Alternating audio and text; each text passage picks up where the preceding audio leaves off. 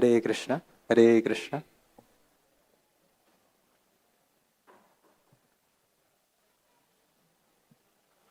Hare Krishna. So we are very much honored and blessed to have amongst us today His Holiness Janananda Swami Maharaj. So as all of us have heard many a times, Sadhu Sangha, Sarva Shastra Kahe, Lava Matra Sadhu Sangha, Sarva Siddhi Hoy. Sadhu Sangha, association of great saintly person, and just even mere fraction of second of association of such personalities can make our life perfect. So we are having today auspicious presence of such a saintly person, very exalted personality, disciple of Srila Prabhupada. So for my own purification and for information of all of you, we will be little bit reading the brief introduction of Maharaj. So His Holiness Janananda Swami Maharaj is beloved and respected figure in International Society for Krishna Consciousness, known for his deep devotion, uplifting kirtans, and tireless service. He has inspired thousands around the world, from his early days as sincere devotee to becoming a revered spiritual teacher and sannyasi. His life is a beautiful journey of a spiritual growth and unwavering dedication. Whether he is leading joyful Harinam processions or encouraging book distribution, Maharaj embodies heart and soul of Krishna consciousness, touching the lives everywhere he goes. Maharaj's journey is little bit in very brief mentioned here. Maharaj was born in United Kingdom and joined the movement of A.C. Bhaktivedanta Swami Prabhupada in London, receiving initiation from Srila Prabhupada in 1972. Since that time, his life has been one of wholehearted dedication to serving his spiritual master, that is Srila Prabhupada, and spreading the mission of Chaitanya Mahaprabhu all over the world. Over the decades, Maharaj has traveled extensively, serving in many parts of the globe, including United Kingdom, Europe, Africa, India, Malaysia, Philippines, Australia, and New Zealand. Many devotees know Maharaj especially for his ecstatic kirtans, vibrant harinams, and powerful inspiration for book distribution. His quick wit, the spontaneous humor, and natural warmth make his association deeply uplifting. Whether through kirtan, storytelling, realizations from Shastra, or even the occasional light-hearted skit, Maharaj has wonderful ways of touching hearts and encouraging everyone to deepen their connection with Krishna and with Srila Prabhupada. In recent years, Maharaj has been based in France, where he has been dedicating much of his energy to strengthen preaching and book distribution efforts there. He has also been a key inspiration behind the World Holy Name Initiative and served within ISKCON as a member of Committee for Kirtan Standards. Above all, Maharaj embodies a mood of humility and joyful service that naturally draws people closer to the lotus feet of Srila Prabhupada and Lord Krishna. So we consider ourselves very fortunate and blessed. Let's join in warmly welcoming Maharaj by loudly chanting 3 times, HariBol! HariBol! Grateful to you, Maharaj, for kindly blessing us today, your kind association. Hare Krishna. Jayo Radha Madhava Jayo Kunja Vihari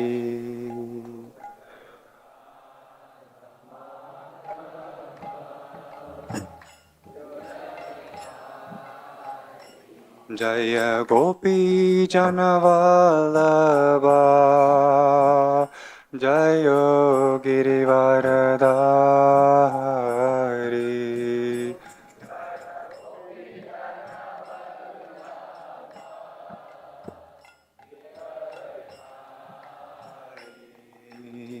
Yashodanandana Braja Jana Ranjana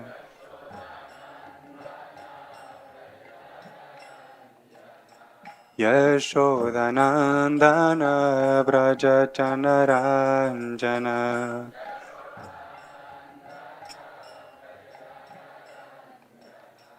Yamunatiravanachari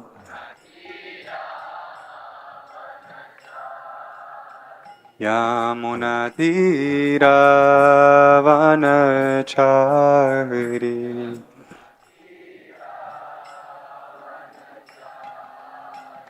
Jayo Radha Madhava Jaya Kunja Vihari Jaya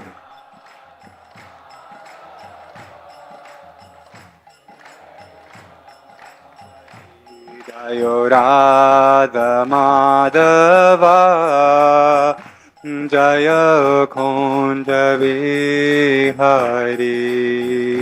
Jayo Radha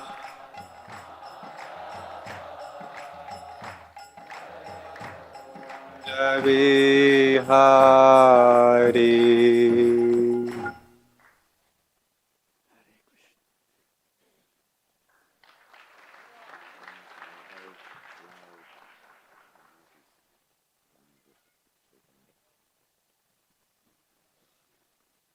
Hare Krishna.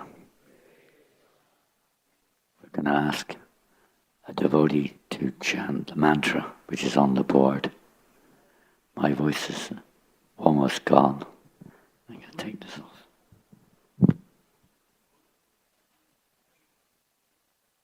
Who's going to chant it? Om Namo. You can start with Om Namo Bhagavate. Om Namo Bhagavate Vasudevaya. Om Namo Bhagavate Vasudevaya. Om Namo Bhagavate Vasudevaya. Srijami tapasvai vedam grashami tapasha punaha Vibhrami tapasha vishwam Viryam me dushcharam tapaha Srijami tapasvai vedam Grashami tapasa punaha Vibhrami tapasa vishwam Viryam me dushcharam tapaha Srijami tapasaya vedam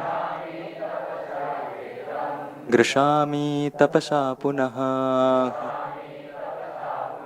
Vibhrami tapasha vishwam Viryam me dushcharam tapaha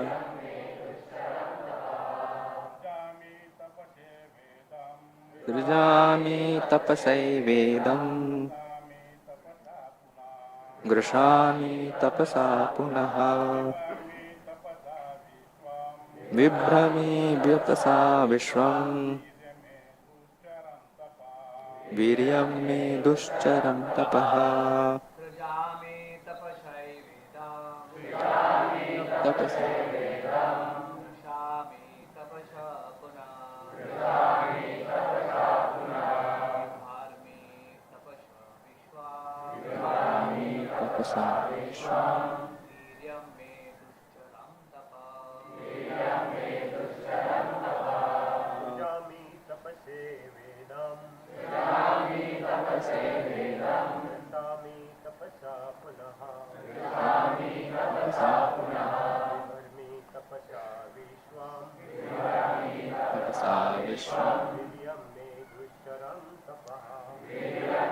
Dushcharam tapaha.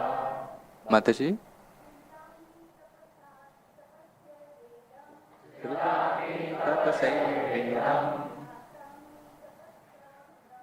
Grashami tapasa punaha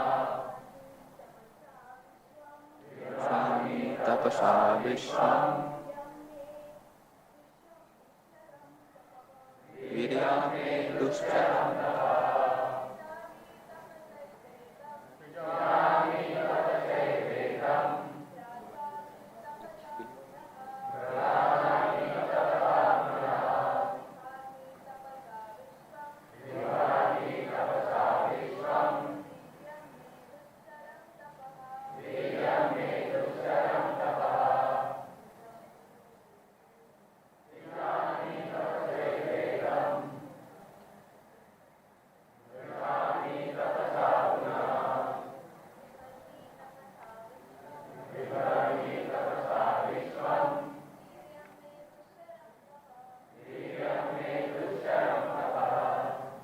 Word-to-word translation. Srijami, I create. Tapasa, by the same energy of penance. Eva, certainly. Idam, this. Grashami, tapasa, I do withdraw. Also by the same energy. Punaha, again. Vibhrami, do maintain. Tapasa, by penance. Vishwam, the cosmos. Viryam, potency. Me, my. Dushcharam, severe. Tapaha, penance. Translation and purport by His Divine Grace A.C. Bhaktivedanta Swami Srila Prabhupada ki. Hare Krishna. So, I'll do my best. We've been coming here on and off for almost 30 years now. It started, first time I came was in the 90s. And let's see, I don't recognize anybody. Mostly it was brahmacharis. There was no Govardhan eco-village. No Kolhapur. Other places, no Jhansi.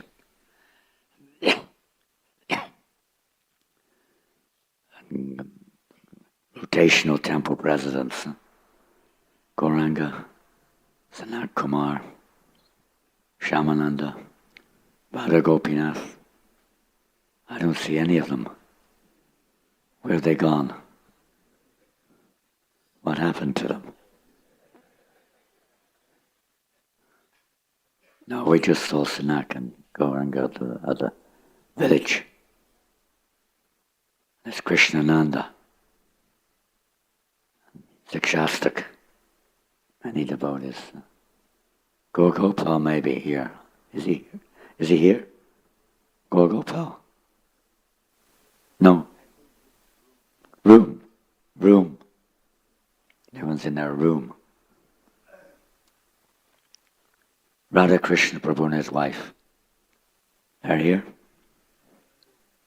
Room.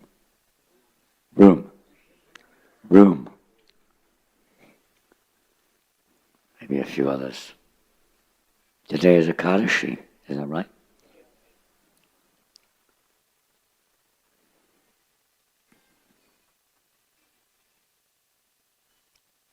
Someone playing music in the background. Had a music recital just now. Can you keep the music till afterwards? If you can. Unless we ask you to do it. So today we're reading. I'm sorry if we're reading out of line. I don't know where you're reading from. Where are you reading from? Normally. Which verse? Huh? Where? Third canto, 13th chapter. So you're going to have to put me online. Oh, not too far. You're going to have to put the computer online. How are you going to do that? You have to try to connect this computer to the screen. I'm going to try to make it easier for you and me, because the sound is very expert. Who's the sound man? I want to congratulate them. Who are they? You? Congratulations. At least you're not in your room.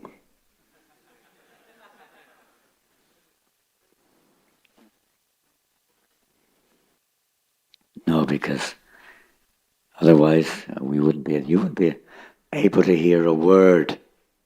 Maybe you can't hear a word anyway. Can anybody hear? Can you hear? I'm sure. Okay. It's a miracle, because I can barely make a sound from the mouth. Is it there? Yeah. I'm sorry. I didn't get it in a very good format. I'll increase the size if I can. I don't know if we can do it from here. Oh, we can. That's not bad. Go down a little bit. There we go. Can you see it? Can you see it? This is a verse. We're going back to the second canto. So I apologize for speaking out of order. I don't know what to do. I thought today is Ekadashi. And I know that here in Chowpatty, you all fast all day long. You don't eat, you don't even drink water. Right? You stay up all night long. Right? All night chanting. Right?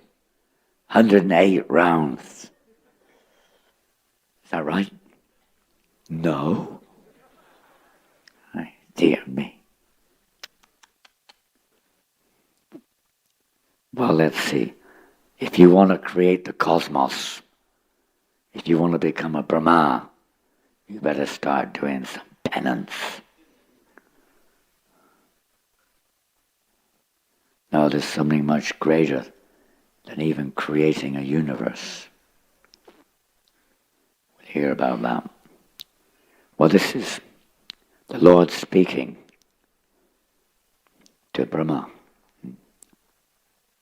Or is it? No. Brahma speaking. Who's speaking? I don't know. Does it say here? Huh? Brahma? I can't remember. My memory is gone. Somebody's speaking to someone. It's what they speak is what counts.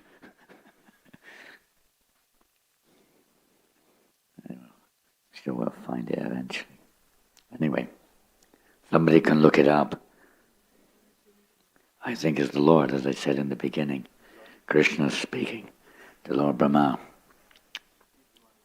Huh? Yeah, exactly. So a very important point.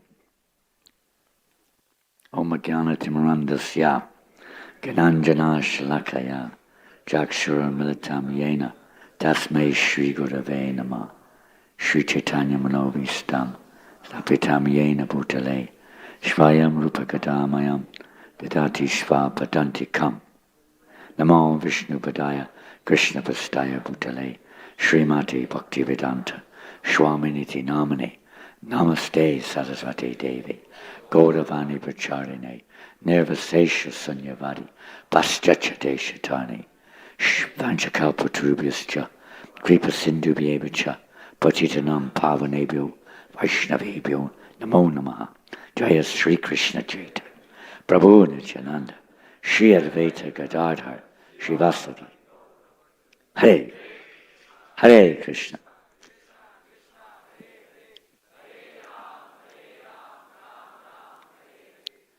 You can do better than that. One more time, come on.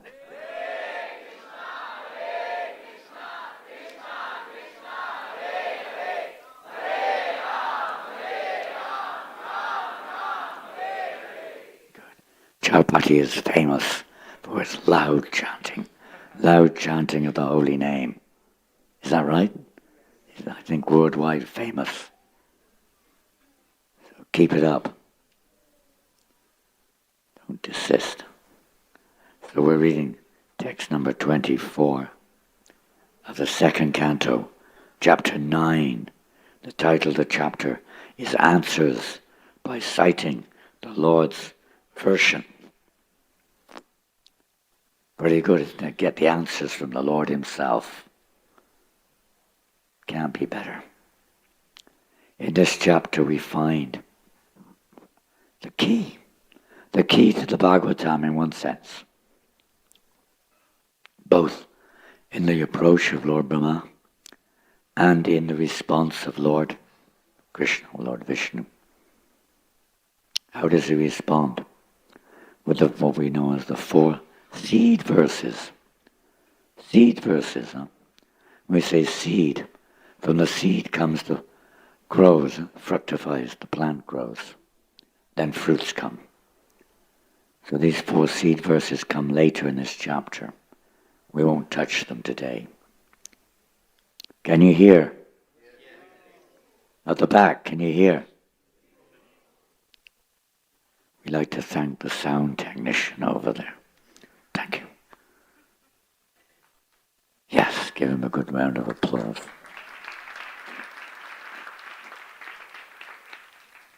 When Bhagavatam was spoken, there were no microphones.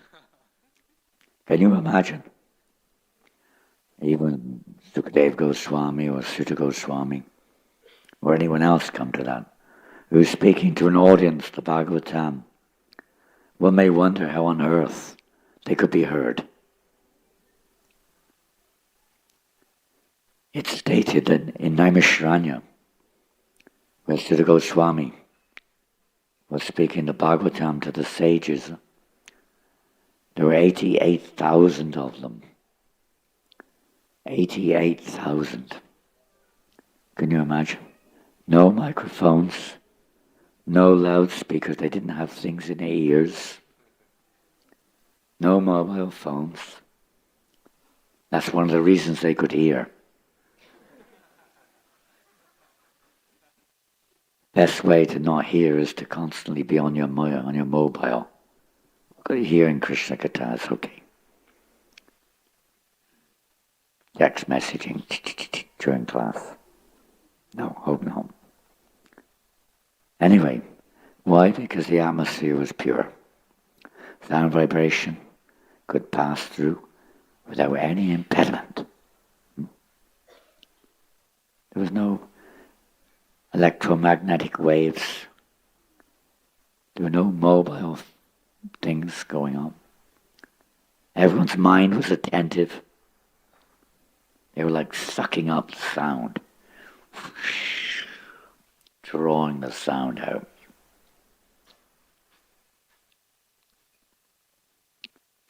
We have to become like that. Eager beavers to get that transcendental sound vibration of Bhagavatam, the holy name. Digest deeply. Oral reception, hear carefully. And then it will automatically act. Like autumnal rains on the muddy state of our consciousness, purifying us. Because the world is very contaminated.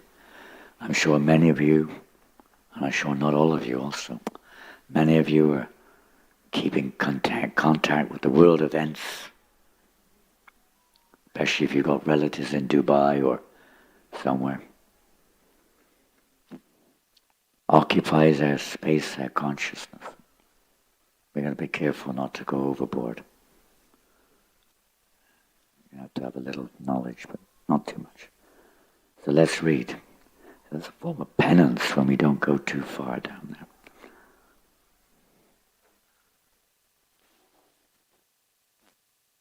Here the Lord says, I create this cosmos by such penance. We'll be hearing more about that penance later on. I create this cosmos by such penance. Jai Shri Radha Gopinath Ki Jai. Jai. Srinath Ji.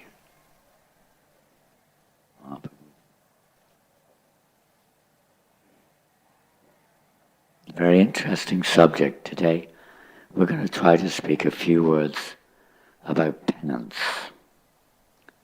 I create this cosmos by such penance. I maintain it by the same energy. And I withdraw it by the same energy. Therefore, the potent power is penance only.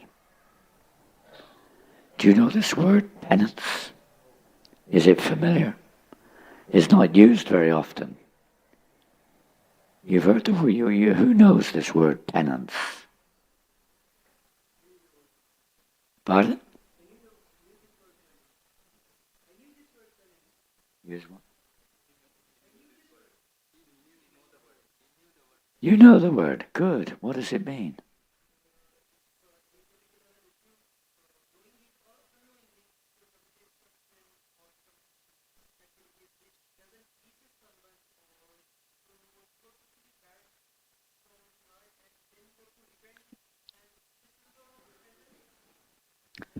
That's one aspect, actually. It's interesting you say that.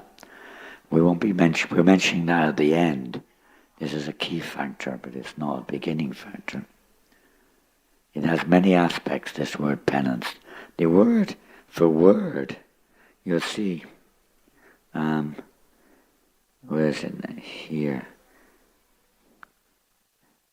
You'll see the word tapa mentioned a few times, I think. 4 times in the verse. And it's accompanied by other words, so it means different things, but energy and self-penance and so on. But the last word of the verse, tapaha. Tapaha is the Sanskrit word. Tapaha. Tapa. Tapa. It's the word, jewel word. Sometimes the word ba in the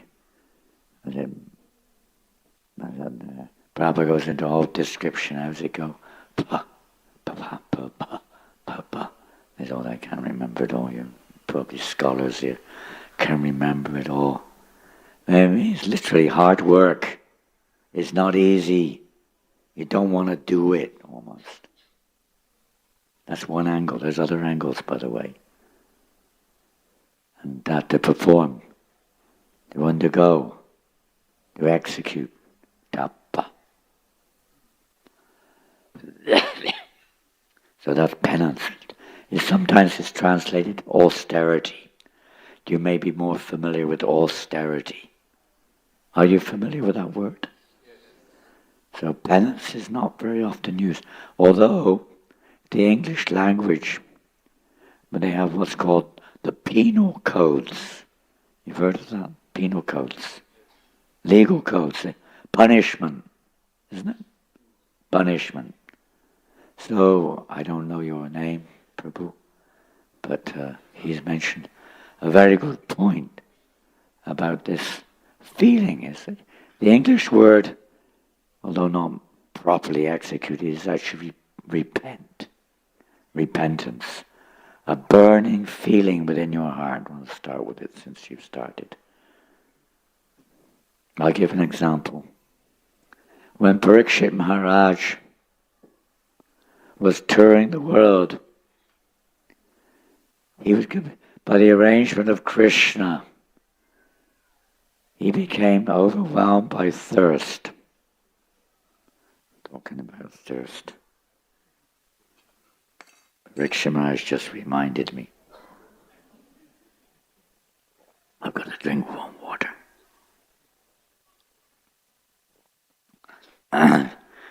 He went into a cave. It's a very strange pastime. It doesn't seem to fit, does it? Parikshit Maharaj, pure devotee, Rajarishi. He went into a cave.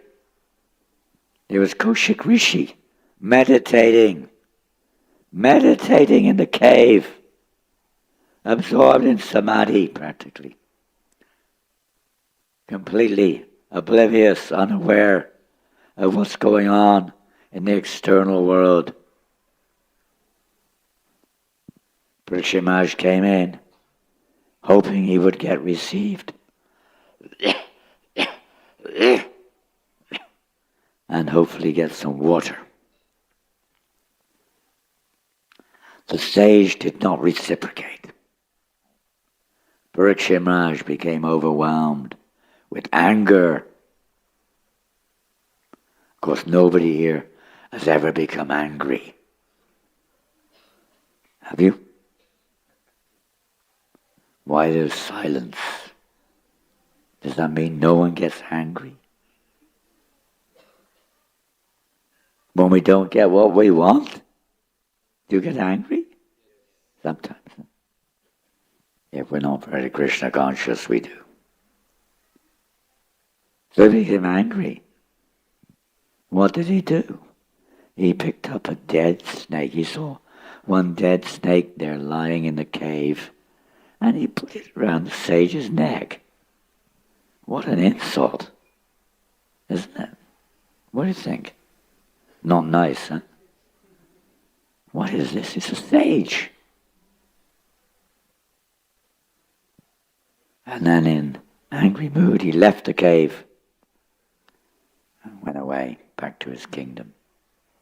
I guess an old story, we're not going to get into it. But on the way back, he started to reflect on what just happened. Momentarily, it's like Krishna bewildered him. He wasn't like an ordinary living being. Krishna had a plan. But on the way back, Prabhupada describes this word, used the word tapa, but it's actually anutap. Anutap. Tapa also means heat. Fire, heat. Intense heat. Tapa. He felt a burning sensation within his heart. Oh my God, what have I done? Why did I do that? Have you ever had that feeling? You say something nasty to somebody, right? You criticize them, you chastise them unrightfully or whatever. Even rightfully we may feel sometimes like that. Or you do something wrong and you realize it, especially if you try to justify yourself. And then, if you're lucky, you start feeling repentant. Oh my God, why did I do that? Why? What a stupid thing to do. What a nonsense I am. I'm such an offender. You ever had that feeling? This is anutapa. A sincere soul, Prabhupada says, will feel like that. Something like that. You'll regret it. And you won't go around trying to justify yourself. As we know, for instance, from the story of Haridas Thakur, when Gopal Chakravarti insulted him, Haridas forgave him. Haridas forgave him completely. But still Gopal had to suffer intense leprosy and so on. Horrible pain. Later on he got relieved, but it took a long time. Lord Chaitanya even wouldn't forgive him. And the reason is explained particularly. Nowadays we have this dangerous tool called social media in its many forms. You've heard of social media? You know that word? Social media? Everybody's heard of social media.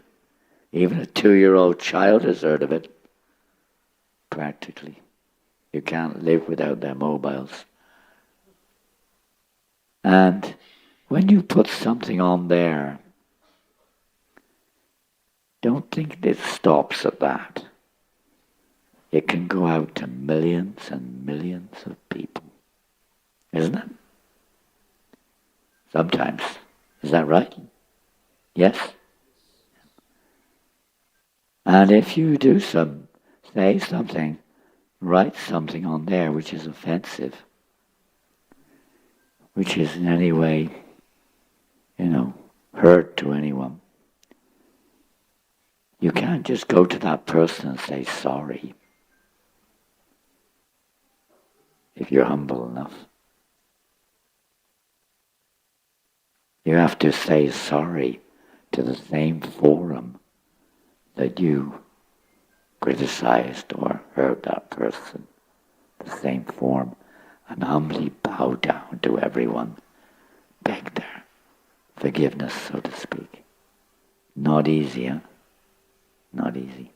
But anyway, that's anutapa. That's what purifies our hearts, frees us from this tendency of fault-finding, seeing ourselves in the center.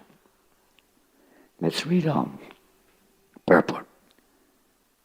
In executing penance, one must be determined. So we're looking at a Krishna-conscious angle now. Not just, people may perform penance for political reasons. Isn't it? It's common in India, right? Politicians fast. They go on some walk or something. They do something. People do some kind of penance, passion, in the mode of passion. Some people are in the mode of ignorance, like, what was his name? Brikasura. Cutting off his flesh. Om Namo Shivaya.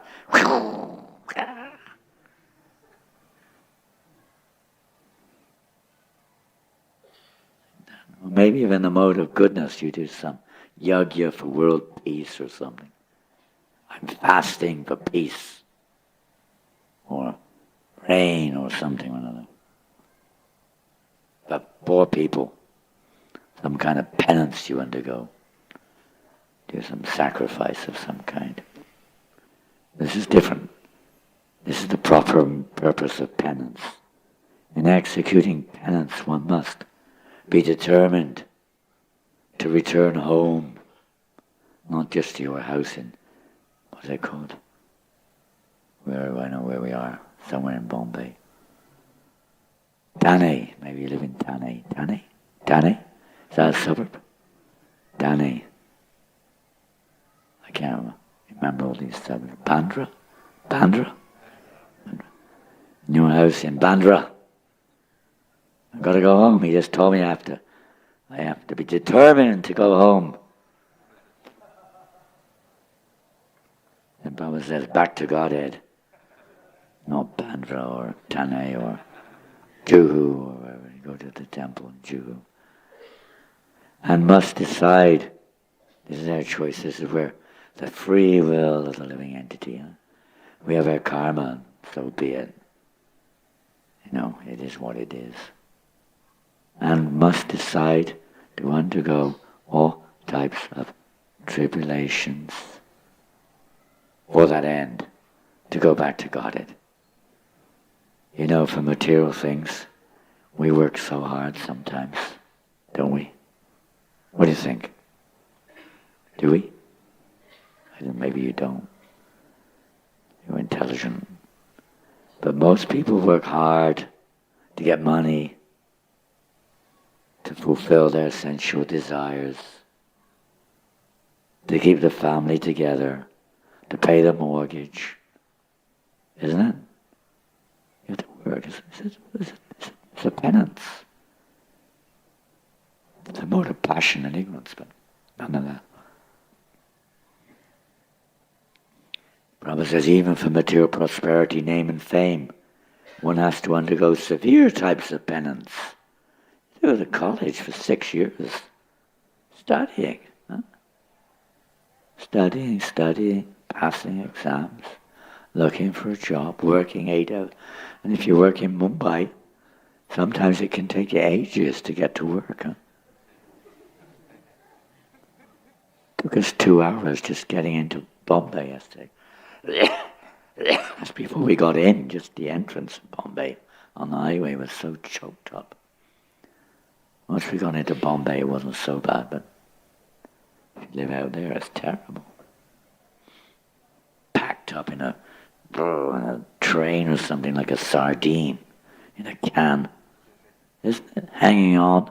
I don't know what it's like now. Oh my God, some of those trains 50 years ago were unbelievable. I don't know what they're like now. No way.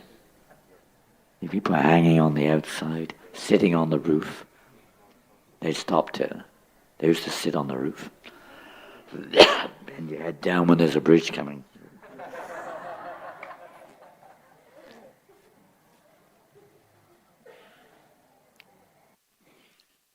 You can't get out when you want to get out, Get in. I remember being once I had like 3 suitcases.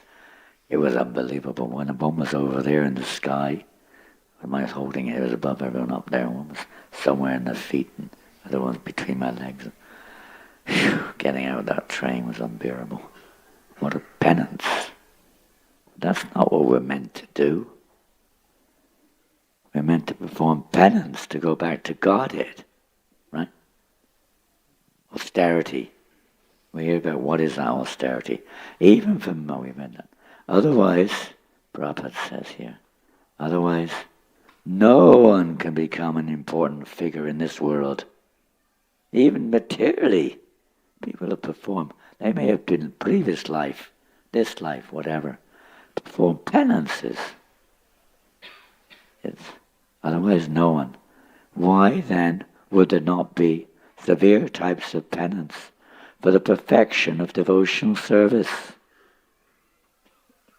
Doesn't sound very attractive. Now you can become a meditator, a yogi. You can go to the Himalayas, sit underneath the water of the Ganga in the winter, freezing cold, stop breathing, no breathing, meditating. In the summer you light fires so it becomes burning hot, no eating, no sleeping, meditating. Pretty intense, huh?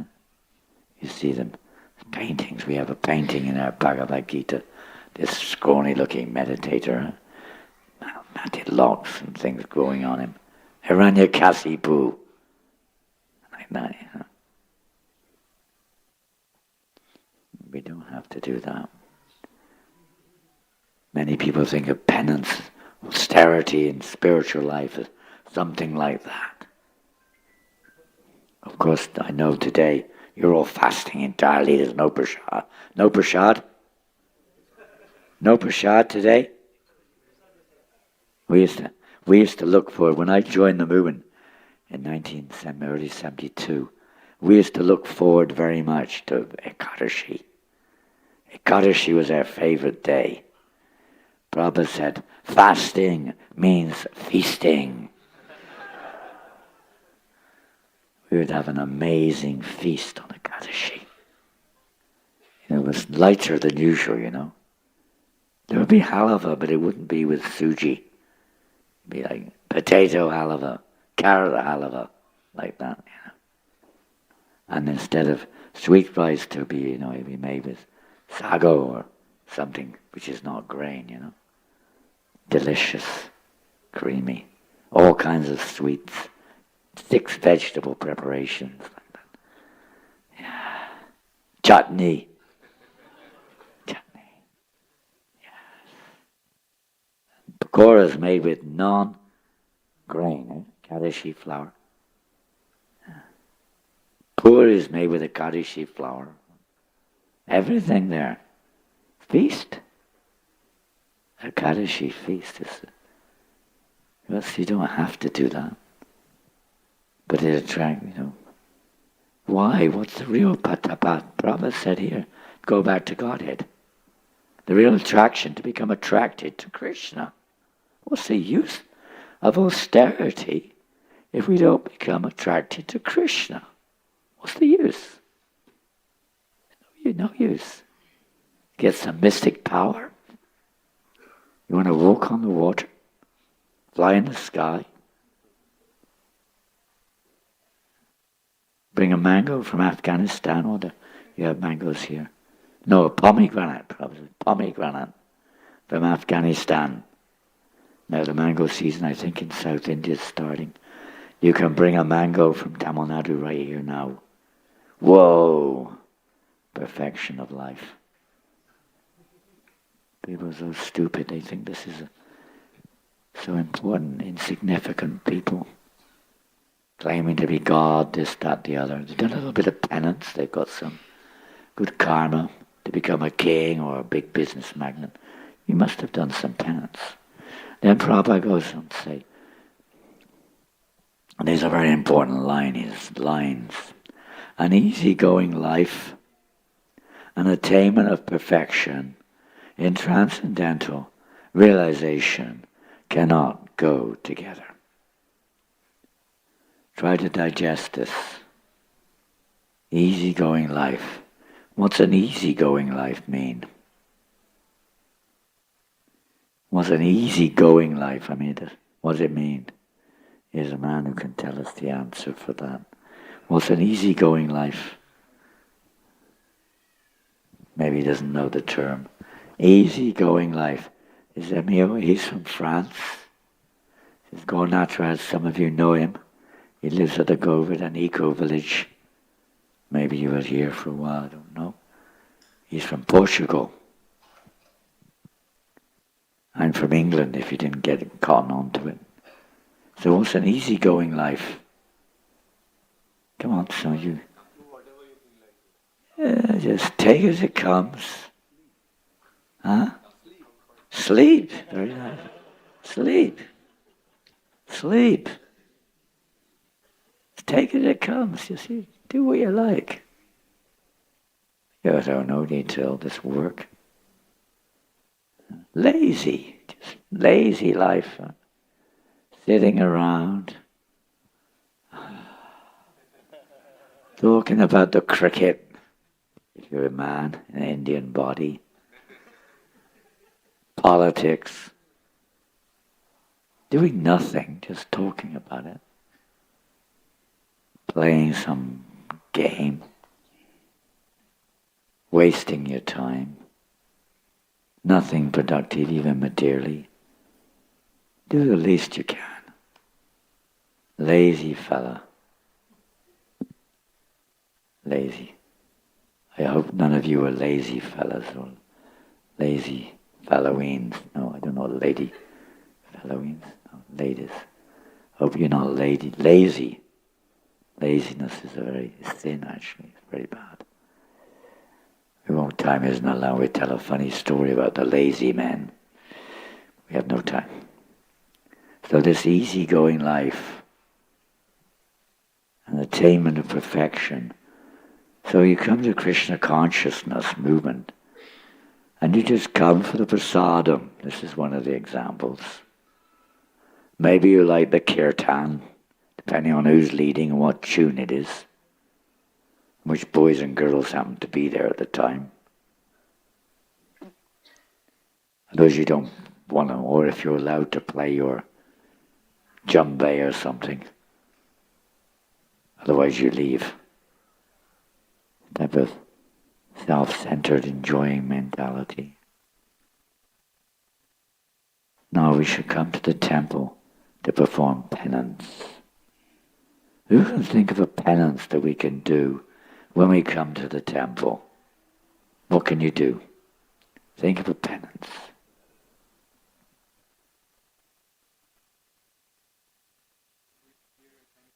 Well, that's the best, probably the best one, isn't it? To hear attentively, that's not an easy one. But to hear attentively, of course, we mean in terms of Krishna Katha. We don't mean you're outside. In many temples during class, there's like 5 devotees in a temple, 500 outside, all gossiping. And then maybe some come in for the arti, and they all go for prasadam. More than 500, and the 500 turn up. 1,000. Now, to hear attentively, this is the penance, the purpose of the temple. Baba says, to provide this atmosphere for hearing and chanting about Krishna. So you have to try to hear attentively. What other penance can you perform when you come to the temple? It could be anywhere, of course, but particularly coming to the temple. Anything else? I can give one. Turn off your mobile. I think you've all turned them off. They're familiar with that one here. In many temples they're not. What else? Go to sleep. Good one. Go to sleep. You say go to sleep. Oh, don't sleep. Well, say go to sleep. Well, if you're causing trouble, that would be a penance. Better you go to sleep. If you're noisy. Yeah, don't sleep. Don't sleep. That's a penance. What else? Huh? What do you say? Yeah, come with a submissive heart. This is the secret of penance. Submission. There's penance in different moods and modes. You may be doing it with kind of like forced to do it. Or you may be doing it thinking I can get some praise if I do this. Or you may be almost like feeling, you do it begrudgingly. Like that. We shouldn't be like that. We should be submissive. We should be thankful, grateful for this opportunity to perform service. We came in, there was like 50 to 100 ladies all making garlands in that room there. Incredible to see. It's not much of a penance, really, is it? That's the beauty of Krishna consciousness. What we call penance is actually joyful, isn't it? Dushanti cha, ramanti cha is joyfully performed, isn't it? Of course, especially kirtan, prasadam, is joyful. And then do some service, clean the temple, just ask for service. Like that we can do some. And what else we read on? The Lord is more clever than any living entity. Therefore he wants to see how painstaking the devotee is in devotional service. The order is received from the Lord, either directly or through the bona fide spiritual master. Now we're coming on to the essence of penance. And to execute that order, however painstaking, is the severe type of penance. That's transcendental penance. It's not just mode of goodness, although it is pure goodness, Shuddha Sattva.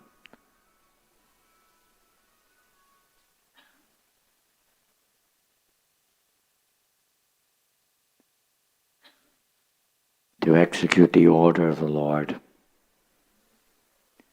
to execute the order of the spiritual master, that is penance. However painstaking it may be. You have so many examples in our movement of devotees undergoing this austerity, you could say, foregoing many things for the sake of executing the order of the spiritual master. Many of you have taken initiation.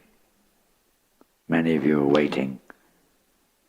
We were just at the Gopinath village, Radha Swami Maharaj, daily 150 more devotees getting initiated. Any of you have been initiated there this time? This time, yes? Just now? Just now? Well, congratulations. So many devotees. And you make vows, right? That's a penance. To forego certain things, isn't it? Simple vows, even that's difficult for us. Maybe meat eating is not so difficult. But sometimes intoxication is difficult. No tea. No tea. No coffee. No biddy.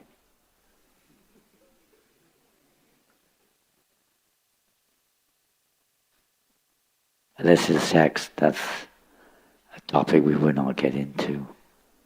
But it's not easy controlling the sex urge. And many other things. Gambling is a broader subject than meets the eye. And no chocolate.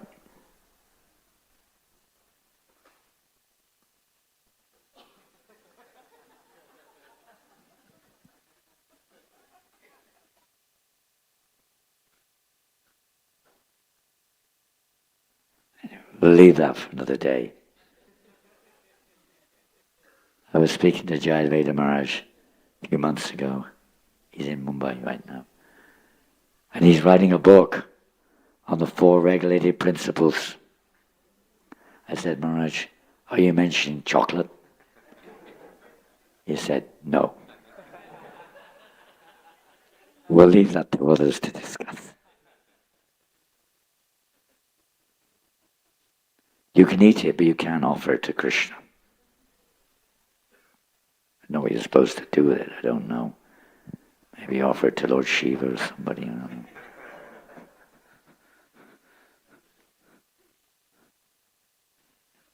Think for yourself. Why do we eat chocolate? Why do you like to take this, this, and this? Why do we like to do it? You have to think. Do you need it? Is it to sustain your life? If it's a medical reason, you can justify. But in most cases, it's not. Why do we take? Why? I'm not going to get on your case. Don't worry. Why do we eat something like chocolate? Why? Come on, simple. Pardon? Huh?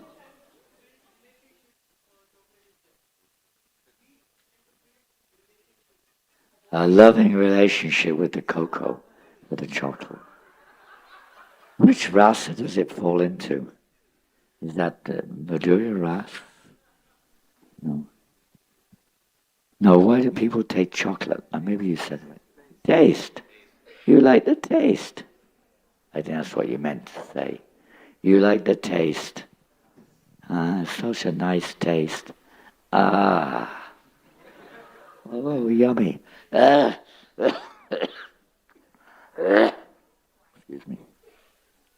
That was an ecstatic symptom thinking about chocolate.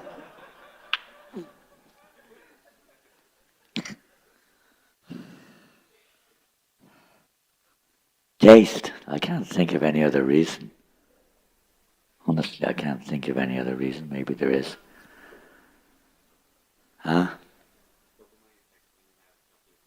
Yeah? You get an effect? Dopamine?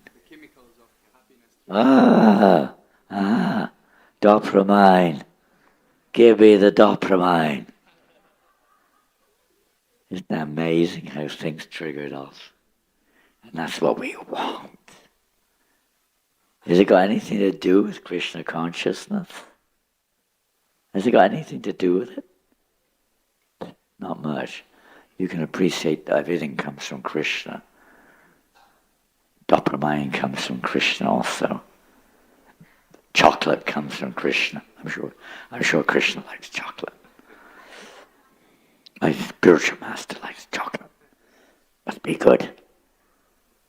Yeah, I mean, it's good, but it's basically for sense gratification. So, a penance to reduce. We're not completely, freed from these tendencies. But as much as possible, we try to minimize. I mean, you've got children, you've got families, you have to use your common sense. But, we shouldn't be going more and more like that. The order, so we're following the order of the spiritual master. One who follows the principle rigidly is sure to achieve success in attaining the Lord's mercy. So my Prabhupada said, follow these 4 regulated principles.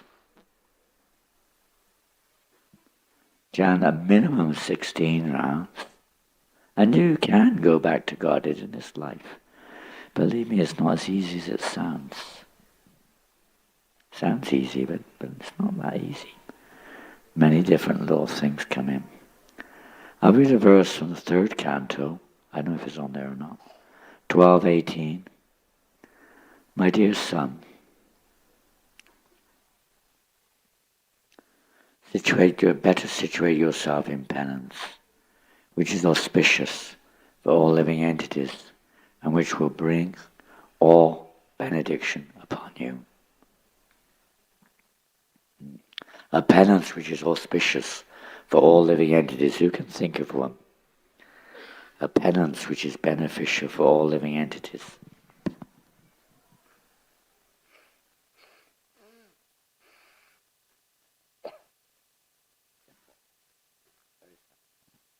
A penance that is beneficial for all living entities. Come on, think of one.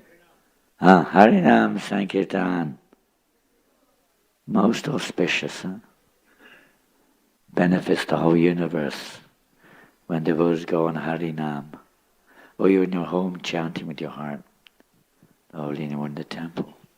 Wherever we are chanting Hare Krishna. Everyone in the universe gets some benefit, be it very remote, but everyone gets some benefit.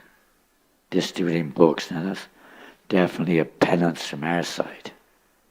For most people, India is probably a little bit less of a challenge, but still.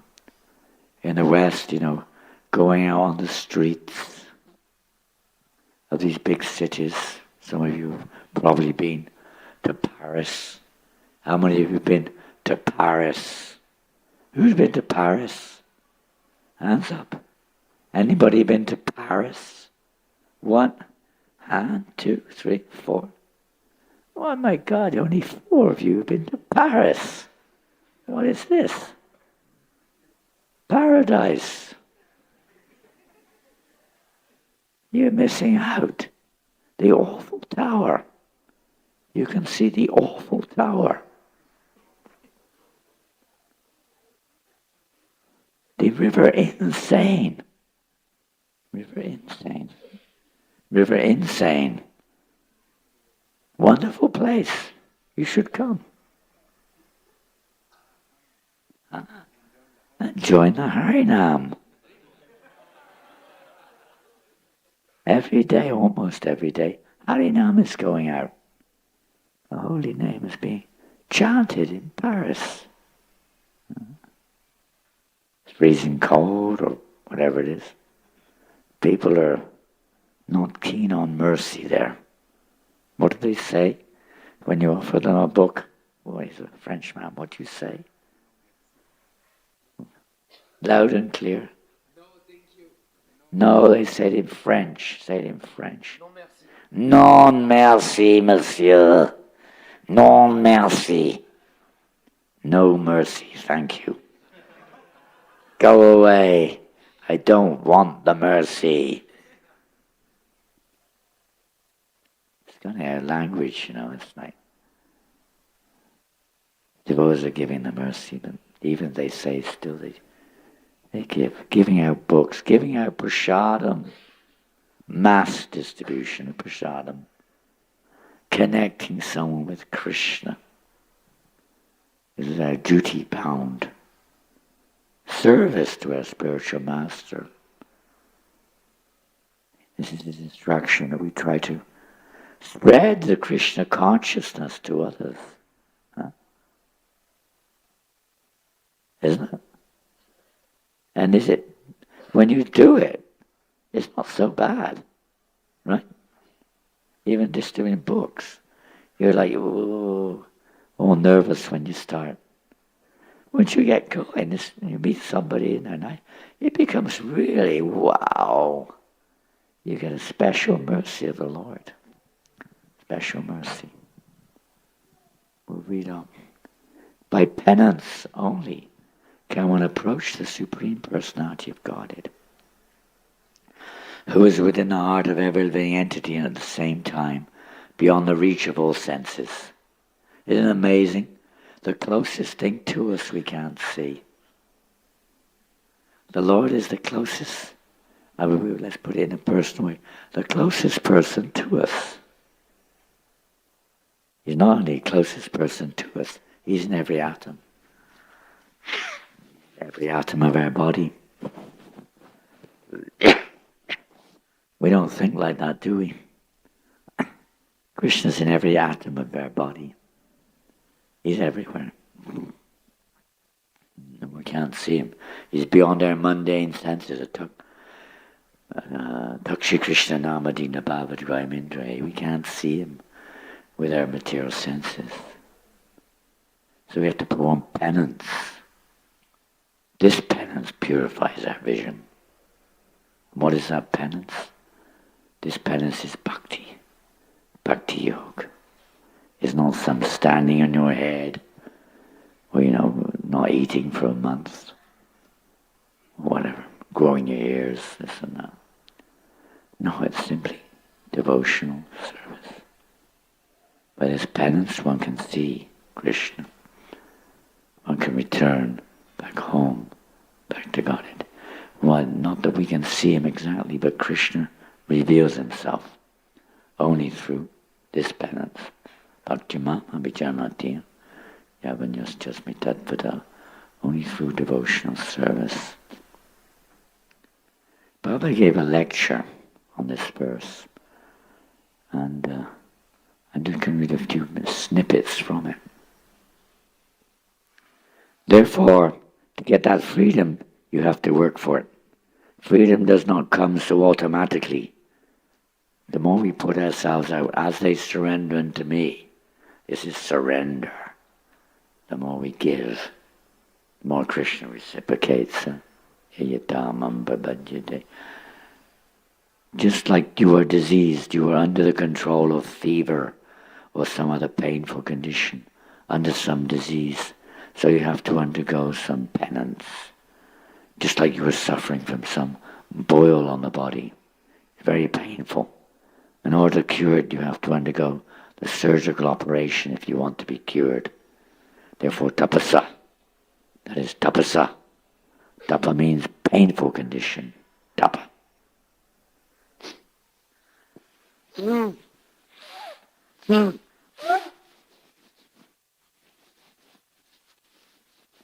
Tapa. Tapasya. So for God realization, formerly people used to undergo severe types of penances. At the present moment, you're so fallen. We cannot tolerate these four principles. It's very difficult. We're imposing some tapasya that don't indulge in these things. No illicit sex, no intoxicate, no meeting, no gambling. For you, this may be quite easy. Born in Hindu family. People in the West, they're not familiar with these four principles. Very, very rare. Most pious Hindus are familiar at least with them. And that we should try not to do these things. Although we may do, but we try not to. Because you know they're irreligion. The West, they don't know. They have no idea. In fact, their main activity practically is sex, meat eating, intoxication, and varieties of gambling. That's their fun. One famous Lord Zetland in England asked one of Prabhupada's godbrothers, "Can you make me a Brahmin?" He said, "Yes. What do I have to do?" He said, "Follow these four principles." He said, "Impossible." Impossible.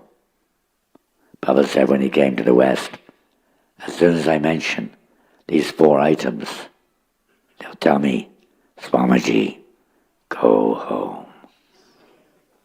Go home." The Westerners. This is the 60th anniversary this year of ISKCON. Of ISKCON. HariBol. In July, Prabhupada formally incorporated the international society, so I'm sure you're having special programs this year for the 60th anniversary of ISKCON. 60 years later. So is it very difficult? These are the items of tapasya for advancing in Krishna consciousness. People don't think so. They think this is restraining people from enjoying their lives. This is mind control, torture, taking away their independence.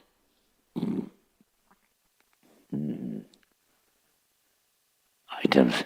These are actually the regulative principles of freedom that the Lord speaks in the Gita. If one cannot practice, go within the water up to the neck in chilly, pinching cold. If one can practice, go within the water up to the neck in chilly, pinching cold. Is it more difficult to give up illicit sex and meat eating and intoxication? We're not advising no sex. We're saying no illicit sex. So where's the difficulty? The age is so fallen, even these primary tapasya we cannot execute. That is the difficulty. But if you want to realize God, as it is said here, tapasaiva, only by tapasya, only by penance one can realize. Otherwise not. It's not possible. Therefore this word is used, tapasaiva. Tapasa eva. Only by tapasya, there is no other means. Tapashaiva param. Param means supreme. If you want to realize the supreme, the absolute, you must agree to certain type of tapasya. Otherwise, it is not possible. The permanently little tapasya, just like a Kadashi, that is also one of the items of tapasya. Actually, on the Ekadashi day, we shall not take any food. See? Not even drink water.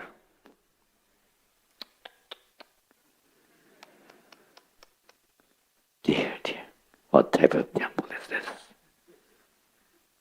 But in our society, Prabhupada says, we are not doing so much strictly.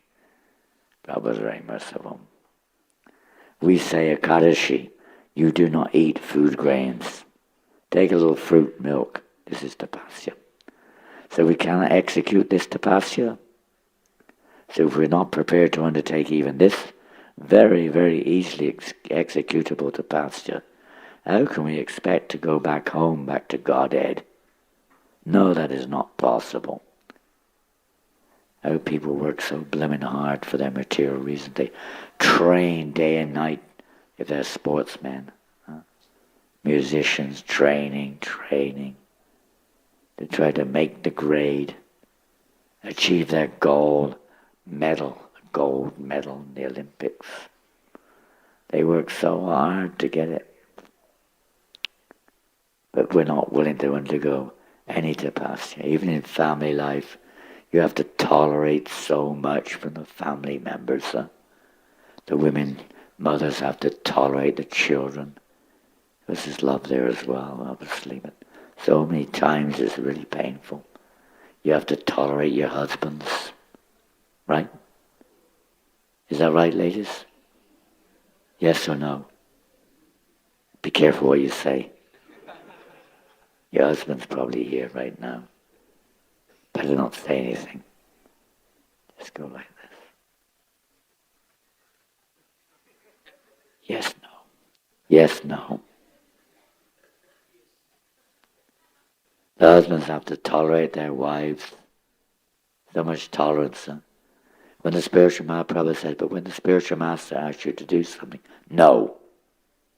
Because you're not like that. You're all surrendered souls. But sometimes it's like that. Eva means certainly.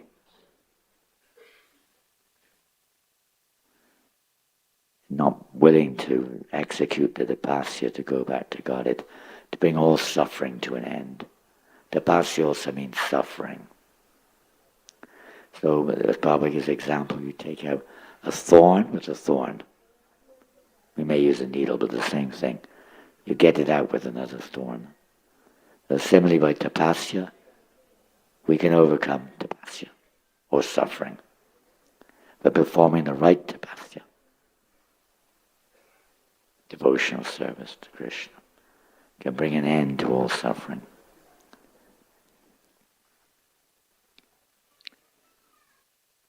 You have to, now executing this tapasya, penance is, are you a loser? You are not a loser. So tapasya is required. If we want advancement in spiritual life, we must accept some sort of tapasya. In the Kali Yuga, we cannot accept such severe type of tapasya. As in the cold, we go underneath under the water, sometimes drowning, sometimes up to this, and then meditate or chant. That is Hare Krishna. That is not possible. The minimum is that tapasya must be there.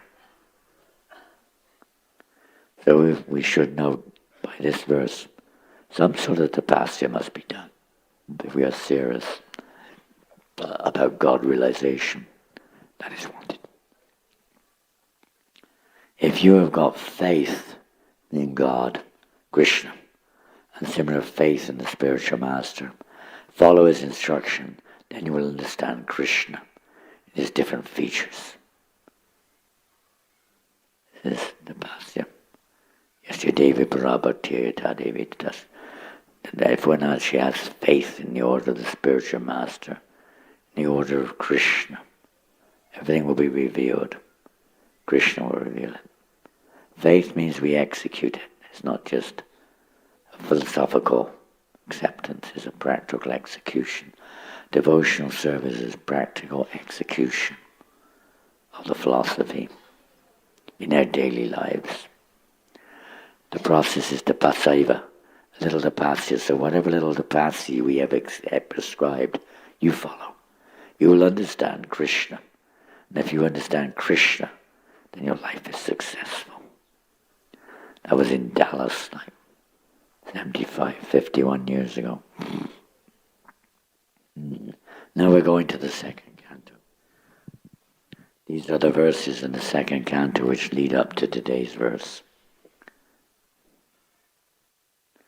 Shukadeva Goswami is speaking. O King, the personality of Godhead, being very much pleased with Lord Brahma because of his non-deceptive penance in Bhakti Yoga. It was pure. It wasn't for any.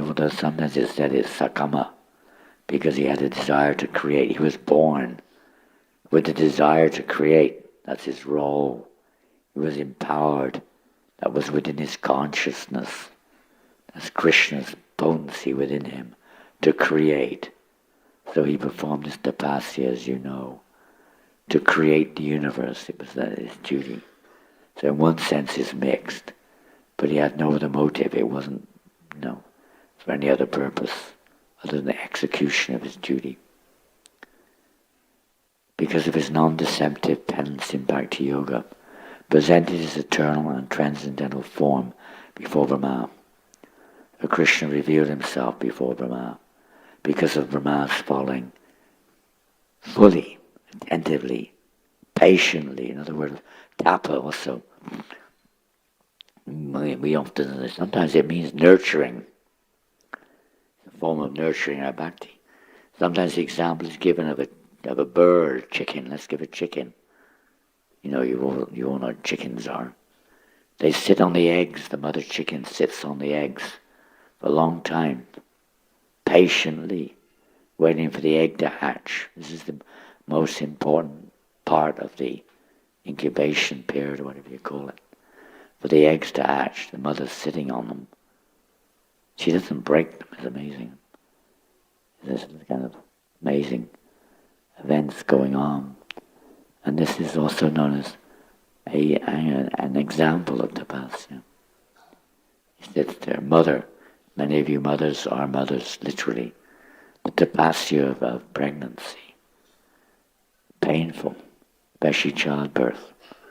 Very painful. For another purpose, to have a child. You have to perform that tapasya, otherwise it won't come.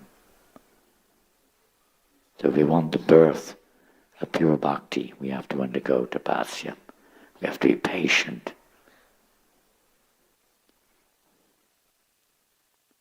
According to this penance is the beauty and wealth of the Brahmins and the renounced order of life. According to Bhagavad philosophy, every human being is meant simply for this tapa and for no other business, because by penance only can one realize the self and self-realization, not sense gratification. This is the business of human life, kamasya, nendriya pratyalabho jivedayavata. It's not meant for sense gratification. It's meant for pleasing the personality of Godhead, samsiddhir haritoshanam. That's the purpose of everything we do in life, to please the personality of Godhead. This is the relationship when it comes to tapasya. We're not thinking, let me do this so I can get something. We're thinking, well, let me do this for the pleasure of Krishna. We won't do it if it's not pleasing to Krishna, even if it's pleasing to us, or pleasing to our spiritual master. If it's not, we won't do it. It's a good yardstick. Yardstick means a test. Think about it. At every moment, it's difficult to remember Krishna's with us, but you can at least think, my spiritual master is sitting right next to me. Would I do this? Would I say this? Would I eat this? good yardstick, test to remember. He represents Krishna, so Krishna's sitting right next to you.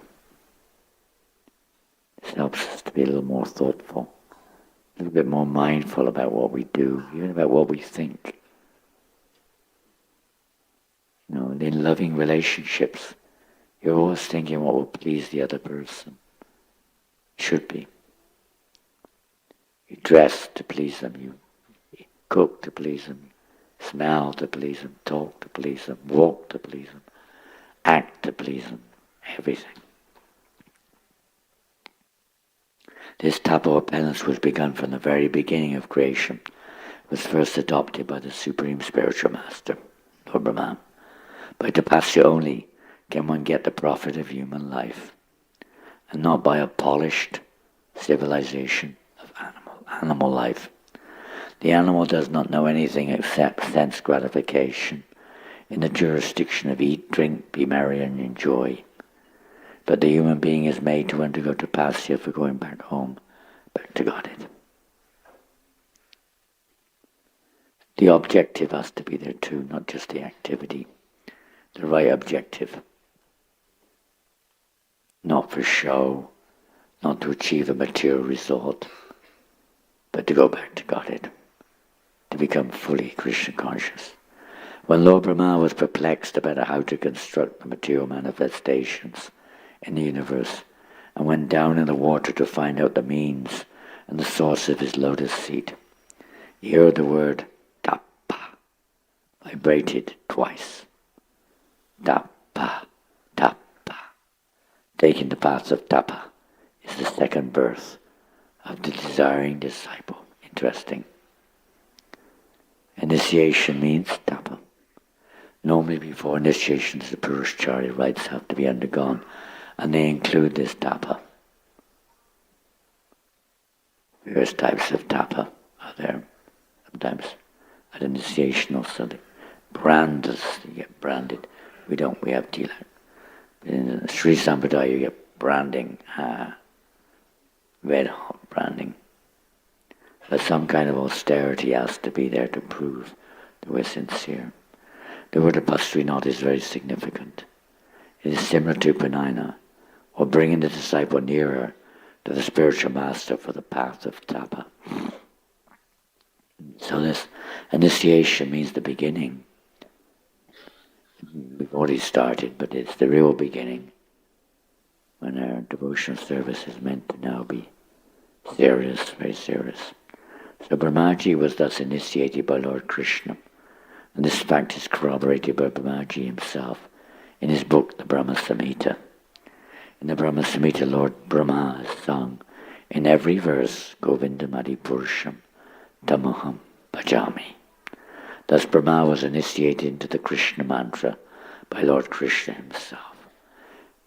And thus he became a Vaishnava, a devotee of the Lord, before he was able to construct a huge universe.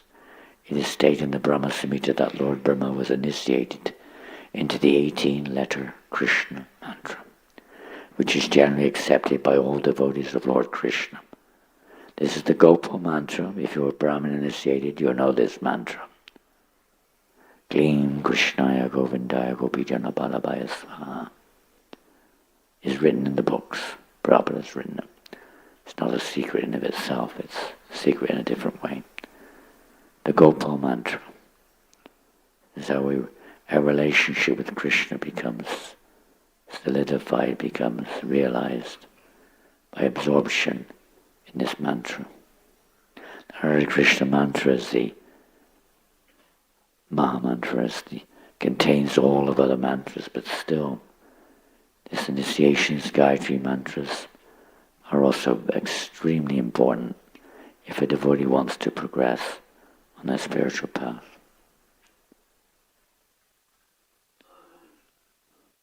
We follow the same principle because we follow the Brahma Sampradaya directly in the disciplic chain from Brahma to Narada, Narada to Vyasa, Vyasa to Madhava, and so on.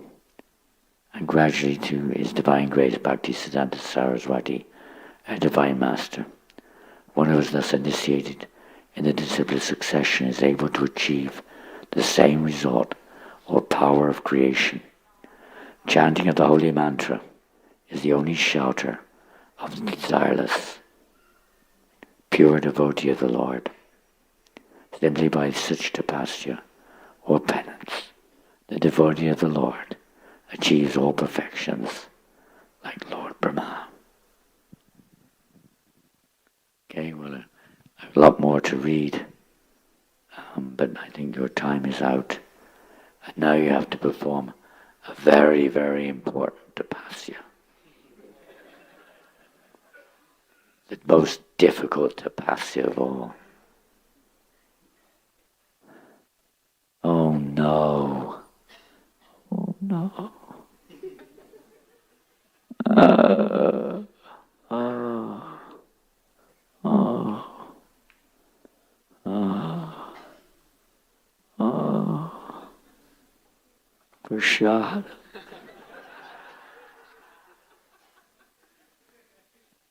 When I first went to the temple in London, September 1971, I thought I'd never seen a devotee before. I got the address in a magazine. I thought they were yogis. My idea of yogis was like what we mentioned earlier. They don't eat. They don't sleep. They're just meditating all day. That's what I thought. I soon had all my illusions smashed. One day. Not even one day, in 5 minutes. Actually, I wanted to go to the toilet when I arrived at the temple. I was toying, that means debating in my mind whether to go and look for a toilet in London or to knock on the door and try to go in. I decided to knock. But I was thinking, they don't eat, they don't drink, they probably don't have toilets. I was thinking like that. But anyway, I took my chances. I knocked on the door. And then they invited, many of you know Mandakini from France. Ladies, you know Mandakini? She comes here sometimes. She's the first devotee I ever saw. First devotee, she was in London. She joined the year before. First devotee I ever met in this lifetime. And she, as I was about to knock, she opened the door. She was coming out and I was going in. But then she took me downstairs. She said, I can't, with my voice I can't imitate because French language you have to have kind of a bit of a high pitch. Oh, you just came in at the right time. It is Prasadam time. Prasadam time. I can't get there, no, my voice doesn't go. Oh, what? Prasadam, prasadam. What? What is this? Never heard the word before. Hey, come. She took me down into the basement of the temple in Bury Place, which she just purchased a few months ago, back in ISKCON. And I had the shock of my life. I couldn't believe my eyes. There was a little room, very small, maybe 10, 12, 15 devotees sat there with plates in front of them. And I didn't know what type of yoga this was, but their plates were like little mountains, like this. Stack of rice, like, ooh, 2 kilos of rice at least. And then on top was a stack of chapatis. Big stack of chapatis. There's a Kaddishi, so you have to excuse me. And then each one of them had his bowl. I remember those bowls. I can remember what they look like to this day. Round stainless steel balls, 1 liter full of dal. 1 liter balls full of dal. That was just the first course. No, first not course. first serving. And I thought, my God, what is this? This devotee, his name's Sananda Kumar, was serving the prasadam. He saw me come into the room. And these big eyes, he was from Hawaii. He joined Masita Srupananda. And these big eyes, beaming round face. Holding this massive plate with this mountain of rice on it. Whoosh! It just like floated into my hands. Boom! Stack of chapatis. Choo! Bowl of dal. Please sit down. It's lunchtime. I sat down. Oh my God. I've never eaten like this in my life. Is this yoga? What's going on? Did I get the right address? Maybe I got the wrong address. And the funniest thing was then they came round and served more. That was just first. I couldn't believe how the devotees were taking seconds and thirds. I couldn't handle it. It was so much prasadam. And then as soon as we finished, I felt like collapsing. I was about to collapse. Then one devotee's name was Swayambur. You don't know him, from Australia. He was there. He was Sankirtan. Sankirtan. He came out to me. Hey, would you like to come on the Sankirtan? I said, what? Sankirtan. Another word I've never heard in my life. I said, what's that? He said, it's just bliss, nectar, bliss. That's how he described it. And I didn't have much choice. Everyone just got out and just flowed out of the door. And there we were, 15 of us flowing down Oxford Street. I had long hair down to my waist. I'm in the back of the queue. I won't tell that story. But at 4 o'clock I decided I'm going to go. I'm going to leave. I hadn't joined, but I was going to leave the Harinam. I went back to the temple to collect my coat. Luckily it was still there. That was not usually the case in those days. I went back to the temple, and when I got back, the Pujari was there. Oh, Leela Shakti said, oh, you've come back early. Oh, yeah, I've got to go home. I've got to go back to my home, a long way away.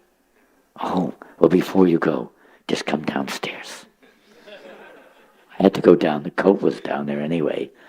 So I went down the stairs, and then she came. There was a big plate of fruit. Fruit offering, 4:15.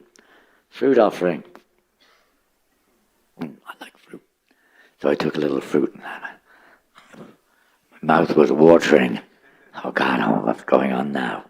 Oh no, I started tingling. Thought, they put some LSD into this fruit. I started feeling ecstatic symptoms. I know what LSD was very, very, very well. So I thought, God, no way. No, I understand why they're so happy. They put drugs in this food. I started tingling. Let's go. Oh God, jeez. Sweating and tingling. Just an apple and a banana and a pear. I was tingling. I gotta go. I gotta get out of here. I went up the stairs. Down the stairs came the temple president. I didn't know he was the temple president. Dayananda Prabhu came down the stairs. Said, oh, please, can you help me? I know what to say. Just about to go. Said, oh, please, can you stay a little longer and help? I said, what do you want? I said, I need to pack some incense. We have to ship it out to shops. I said, okay. So I went upstairs packing incense for 1.5 hours. Hour and a half. Packing incense into packets. 6 o'clock. I've got to go. I went downstairs.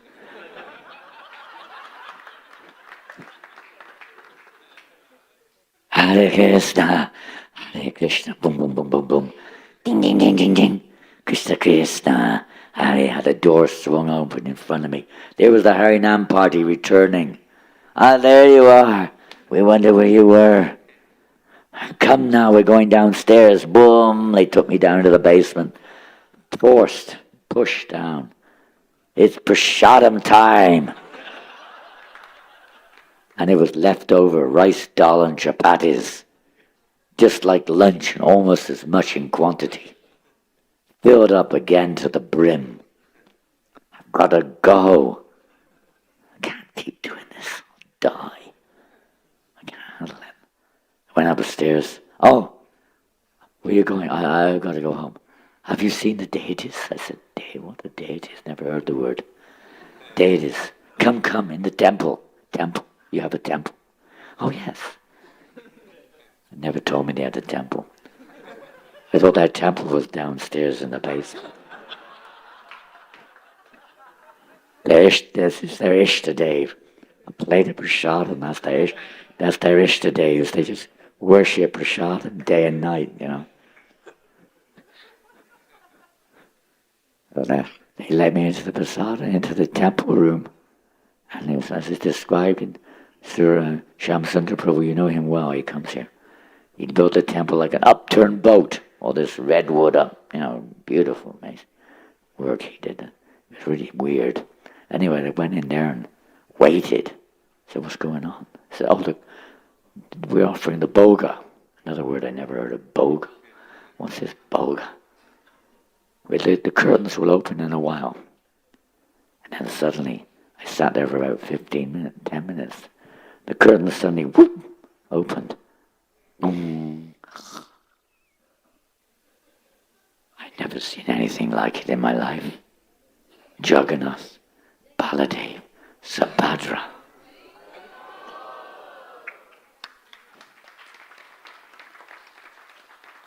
I was convinced they put LSD in the prasadam. I'm having hallucinations. I'm having some kind of hallucination here. What is this? They're sitting up there on top of a platform, you know. There's black one with these big eyes. And then the little yellow one and the white one. Yeah, big eyes and strange. Their faces were strange shapes and sizes. And then, I don't know if it was arms or whatever, those little things that were jutting out. They used to dress them in those days so you could see the whole torso. There's no legs, and it's just like, what is it? Is this a voodoo worship or something? Something from Africa or something, what is it? And then I saw Radha, Londonishwar, of course, like your deities here, Radha Gopinath. And a little bit easier to kind of visualize, remember, relate with, I suppose. But for that moment, Jagannath always captured my heart. Something about Jagannath is amazing. It's like so far from people's understanding of God, isn't it? This is God. You say to someone, what's that up on the platform? God. That's God. God.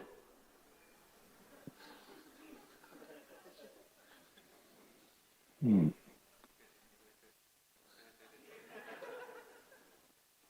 go like this, think you're crazy. They don't understand. Some or another. Maybe because of the prasadam, I didn't become doubtful or anything. I just didn't know what it was. So then anyway, then they started the arti. You've been to arti, you know. And suddenly, boom, boom, boom, boom, boom, ching, ching, ching, ching, ching. Boom, boom, boom, boom, boom, boom, boom, boom, bouncing up and down. Someone comes at you with a flame, shing, in front of my face. They're trying to burn me or something. And a few minutes later, throwing water at me. They're trying to put the flames out. Shh, shh, shh. And they stop a flare up your nose. They blow these things. No one explained a thing. It was like, what on earth's going on here? Then a little boom on the floor. Everyone flat out on the floor. And then I said, I've got to go. I've got to go. And I said, but now is Bhagavad Gita class. I actually came primarily to buy a Bhagavad Gita. They didn't have one, by the way, they had no stock. But I listened, I said, okay, Bhagavad Gita, I'd like to hear it. So I stayed and listened to the class. Then I said, I gotta go. They said, just stay a little longer. We're having song class. Stayed till 9 o'clock. 9 o'clock, I said, I gotta go. Just stay a little longer. It's Archie again. Stayed another 15 minutes. 9:15. Said, I gotta go. I got a train to catch. Last train at 10 o'clock. I said, just stay a little longer. Don't tell me. It's the basement again, isn't it? Oh yeah. Come down to the basement. It's prasadam time. By now I'm starting to understand at least what prasadam meant. But the only thing I learned that day was what prasadam was. We went down the stairs and it was quite unique because they used to save the prasadam for the guests. Mahaprasad, it wasn't like lunch, dinner. It was Maha. And Mahaprasadam, as you know, very special, and all prasad's special. So it wasn't like rice dal and chapatis, which is also very special.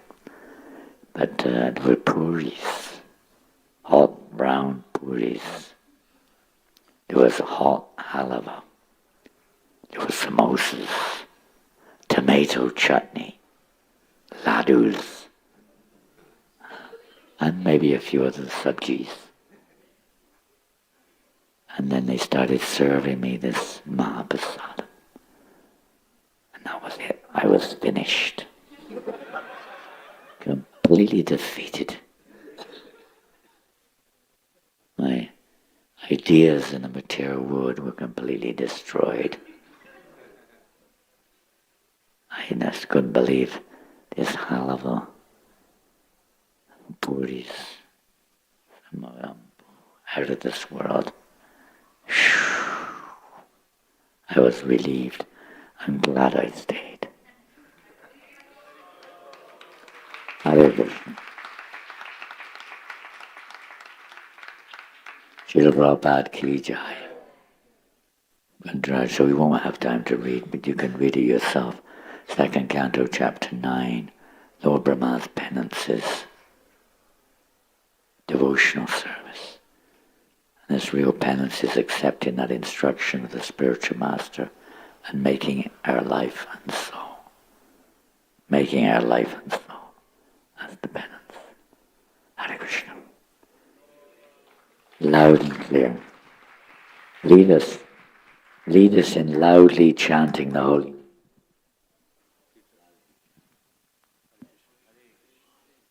Hare Krishna, Krishna Krishna, Hare Hare, Hare Ram, Ram Ram, Hare Hare. Hare Krishna, Krishna Krishna, Hare Hare.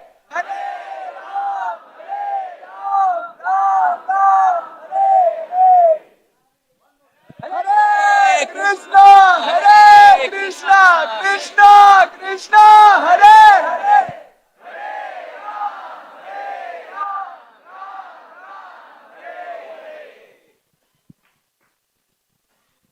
I'm almost dumb.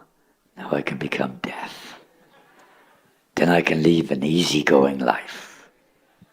Don't have to do anything. I can just eat and sleep and relax on the beach. Chowpatty, Hare Krishna.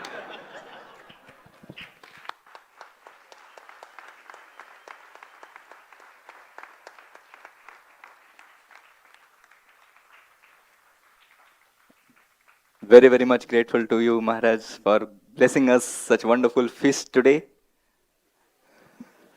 This feast where we are understanding what Srila Prabhupada is offering to all of us, the real tapasya of following the instruction of Guru Maharaj, a spiritual master, and Srila Prabhupada. And that instruction is chant Hare Krishna and be happy, and also pleasing the Guru Parampara, the way they expect us. So thank you very much, Maharaj, and we request you, whenever you are here, Maharaj, please bless us this wonderful nectarian feast again and again. So Maharaj, even though today Maharaj's health was really very bad, he was literally struggling to even speak a word.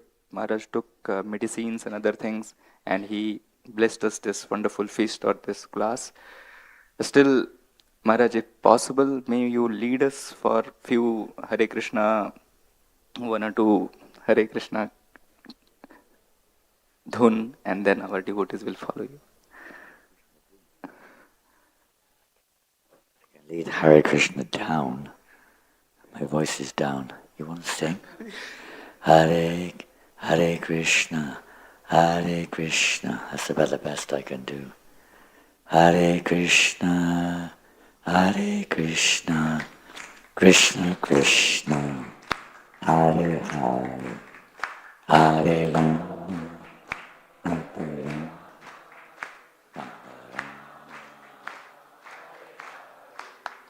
Hare Krishna.